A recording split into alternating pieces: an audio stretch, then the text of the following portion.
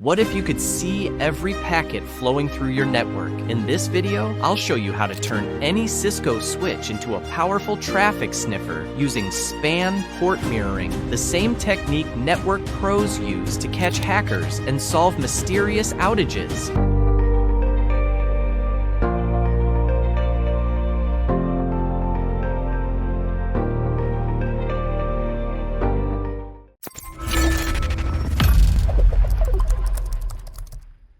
Span sniffer traffic port mirroring.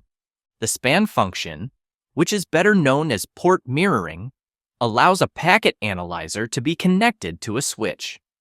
A very good tool that analyzes packages is the Wireshark software. Without span, the packet sniffer will only be able to pick up broadcast and multicast messages. Because a switch switches packets that are destined for a specific MAC address on a specific port, using its MAC table. Unlike the hub, which when it receives any packet, it forwards it to all these ports, except the one that sent it. That's why port mirroring was created, to be able to monitor the traffic on a switch as if we were on a hub. With span, all traffic that passes through a port is copied and sent to the sniffer's port. Where is the PC connected with the Wireshark software installed? This process is a kind of mirror port that will reflect the data. The span is capable of monitoring one or more ports. We will now move on to its configuration. On our topology, we would like to analyze the traffic that transits from PC1 to PC2.